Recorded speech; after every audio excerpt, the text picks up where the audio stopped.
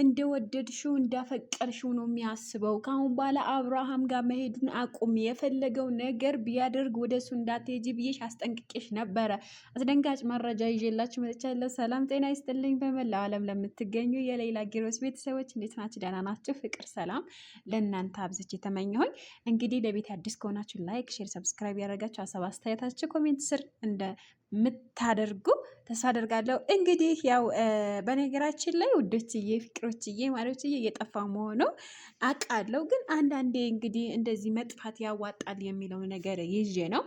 በነገራችን ላይ አንዳንዴ በቃ የምታወሩትም ነገር ሲጠፋባችሁ ከማጎን መሆንም እንዳለባችሁ ስታጡ መጥፋቱ ያዋጣል ብዬ ነው ውዶችዬ፣ ማሪዎችዬ። እንግዲህ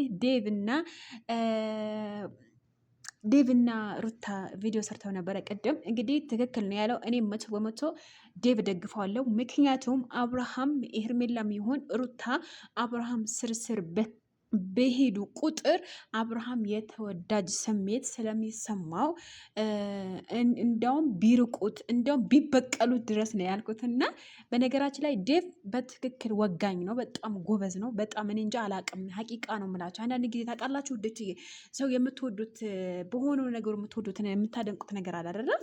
በቃ እኔ በነገራችን ላይ ዴቭ በጣም በጣም ከልቤ ነው የማደንቀው፣ ከልቤ ነው የማወደው እንደውም ማለት ነው። ለምን ከትክክለኛው ጎኑ ስለሚሆን ማለት ነው። አሁን ምሳሌ ከአብርሃም ጎን ወይም ደግሞ ከአብርሃም ጋር በሚያደርገው መጥፎውንም ጥሩንም ከአብርሃም ጎን ሆኖ ሊደግፈው ይገባ ነበር። ለምን?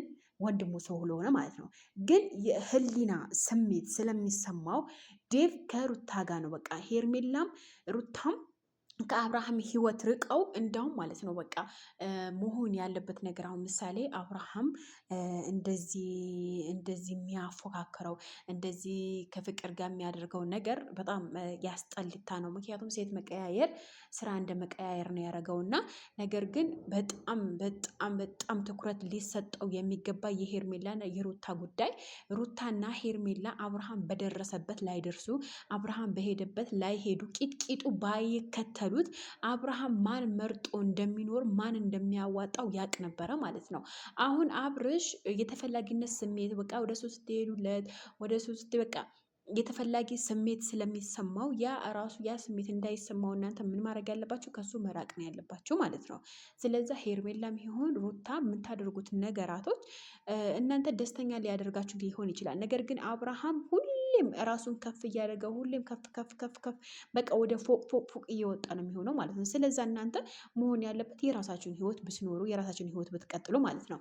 እና ደግሞ የምደግፋት ነገር ሩታ የምትወደው ልጅ የምትሳሳለት ልጅ 9 ወር አርግዛ ሳያስፈቅዳት ቤቷ ገብቶ ሳያስፈቅዳት ነው ልጁ የወሰደባት ማለት ነው ትላንትና።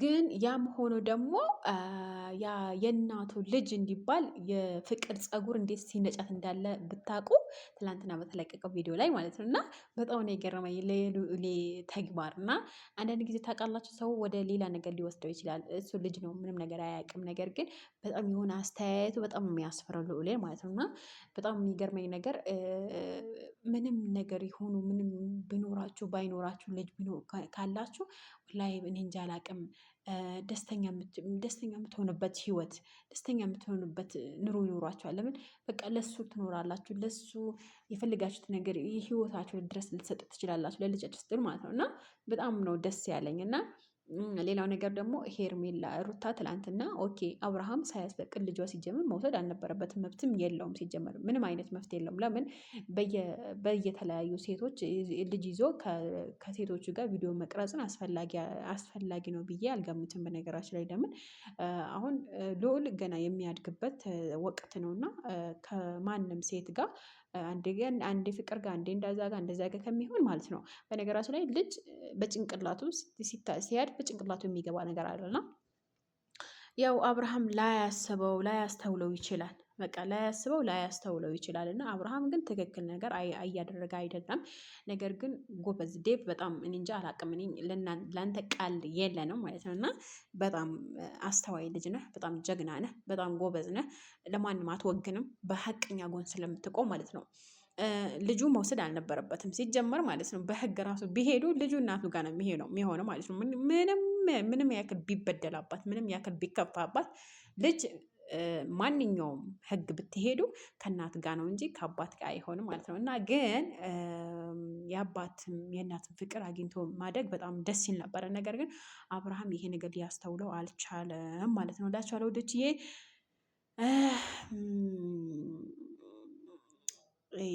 ታውቃላችሁ የሆነ አይነት ስሜት መጥፎ አይነት ስሜት አለ።